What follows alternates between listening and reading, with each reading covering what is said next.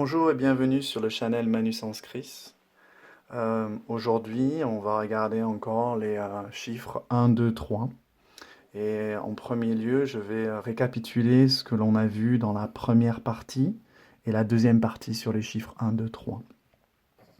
Donc on va commencer par l'aspect masculin qui est le nombre 1. Donc si vous vous souvenez, le nombre 1, c'est comme un cheval au galop qui va dans une direction, puis à la fin, quand il commence à se fatiguer, il se pose des questions, il se dit, tiens, je vais peut-être revenir sur moi-même et voir le chemin que j'ai parcouru. Quel est le sens de cette destinée? Et en faisant cela, en rebroussant, il rencontre le féminin ici. Et on voit le chemin du 1 qui part dans un sens et qui revient dans l'autre. Voilà. Là, j'ai du mal à suivre le film, je ne sais pas pourquoi, mais il y a peut-être quelque chose.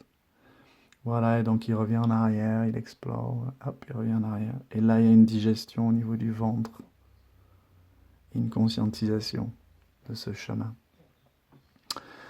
Quand il a découvert le féminin, il commence à explorer un autre aspect de lui-même, mais qui est à l'extérieur de lui pour l'instant. Et on a découvert que lorsqu'il se regarde, donc en face, voilà, dans un miroir, de haut en bas, derrière, oups, derrière, devant. Il commence à chercher quelque chose à l'intérieur de lui et c'est l'aspect féminin. Quand le travail est fait et l'alignement est fait, ici nous avons le ventre du masculin, nous avons ici les testicules et nous avons ici le phallus. Et ce qu'on avait réalisé dans la vidéo numéro 2, c'est que si on enlève, voilà, ici, je vais cacher le numéro 3, on a le signe du masculin, le cercle, avec la flèche. Voilà. Donc maintenant, je vais mettre, voilà, le récapitulatif pour le masculin. Donc un masculin aligné avec son féminin, les testicules, l'aspect féminin, le ventre, l'aspect émotionnel féminin, et ici le phallus. Quand le féminin fait le même travail, du 1, se regarde dans un miroir, elle a fait ça, son chemin, se regarde dans un miroir, elle a rencontré le masculin.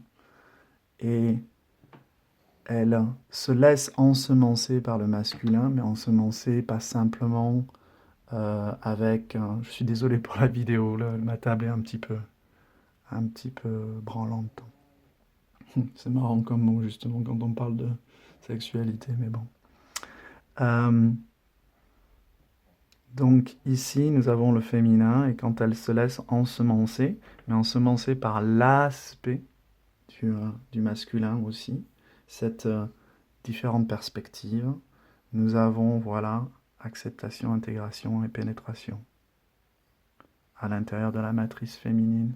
Et ici, comme on a vu dans la partie numéro 2, nous avons le cercle et nous avons la croix. Donc ici, nous avons un masculin, une représentation d'un masculin avec un féminin et un masculin alignés à l'intérieur. Ici, nous avons la représentation du féminin avec un masculin et un féminin alignés à l'intérieur. Donc maintenant, on va aller... On sait que, aussi, si ces deux s'accouplent, nous avons une dimension du 3 énergétique et supérieure, bien supérieure. Mais maintenant, on va aller encore dans une étape au-dessus. Donc on a le masculin ici, aligné avec son féminin et son masculin. Je vais le représenter maintenant avec le nombre 1, simplement, l'aspect masculin. Voilà.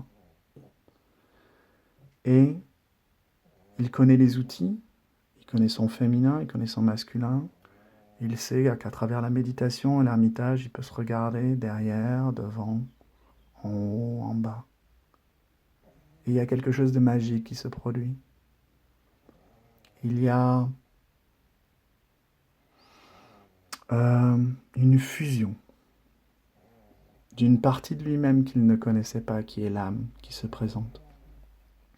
Et quand cela se passe, c'est comme si l'ego se tamisait, l'ego devient le lion d'or, L'âme devient un partenaire de douceur et chacun a le dos de l'autre, comme deux petites mousquetaires.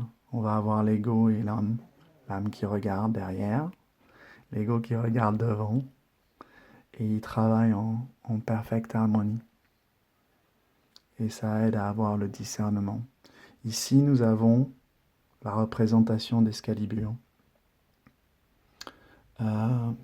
l'épée de la vérité. On peut respirer dessus, se regarder le signe et voir ce que cela signifie en nous.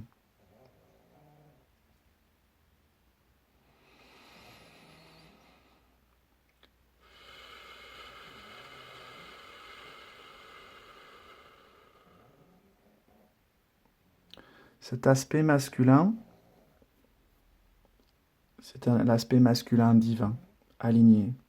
C'est un masculin qui a intégré son féminin et son masculin à l'intérieur, mais qui a intégré complètement son incarnation masculine. C'est une incarnation masculine, une manifestation masculine, mais équilibrée à l'intérieur. Donc, voilà. L'épée de la vérité, Excalibur. Maintenant, si on fait le même chemin avec le numéro 2, l'aspect féminin qui se regarde, voilà, en face, devant, derrière, en haut, en bas. On a des signes intéressants ici, mais je ne vais pas les regarder pour l'instant. Et que là, il y a le compagnonnage qui arrive avec l'âme à ce moment-là. L'âme et l'ego fusionnent. L'ego du féminin devient le lion d'or. Et nous avons cela qui se produit, l'âme et l'ego du féminin qui se protègent dos à dos. Alors j'utilise protège pour le moment, mais on pourrait dire c'est une expression alignée, encore supérieure par rapport au fait qu'il n'y ait que le féminin et le masculin alignés. On a une conjonction entre l'âme et l'ego. Donc maintenant, à quoi ça vous fait penser? Peut-être si j'ajoute le nombre 3 ici. Et vous verrez le Graal. Nous avons ici le Graal, le féminin, une belle coupe.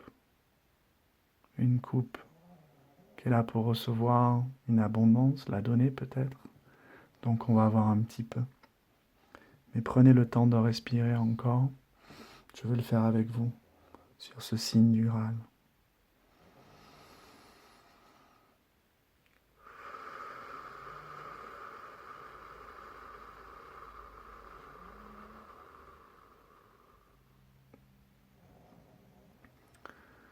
Maintenant, lorsqu'on a le Graal et que l'épée d'Excalibur, à l'opportunité, décide, l'instant présent se présente pour qu'il y ait une fusion entre Excalibur ou une interaction entre Excalibur et le Graal, on va regarder si on le met comme ça, ce que ça donne.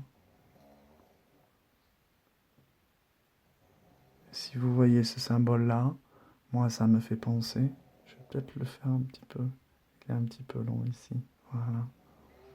Ça me fait penser à la fontaine de jouvence, avec l'eau qui éclabousse tout autour, et qu'on peut boire, on peut se nourrir de toute cette abondance, de toute cette beauté.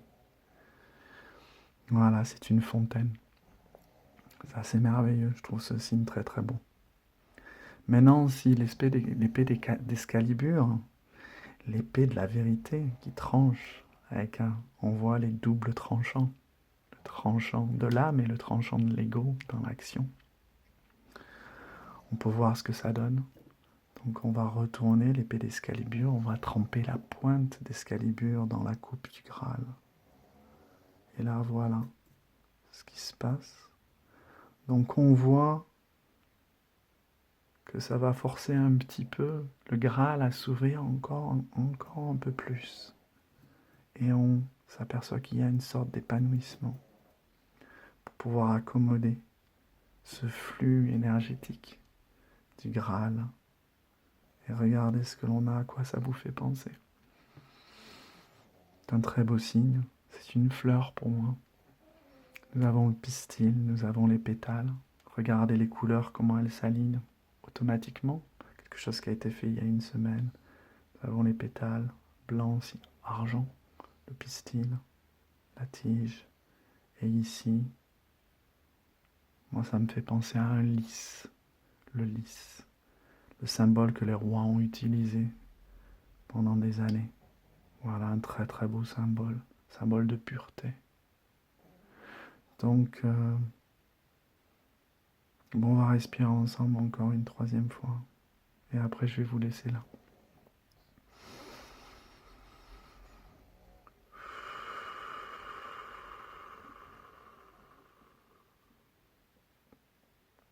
Voilà ce beau symbole.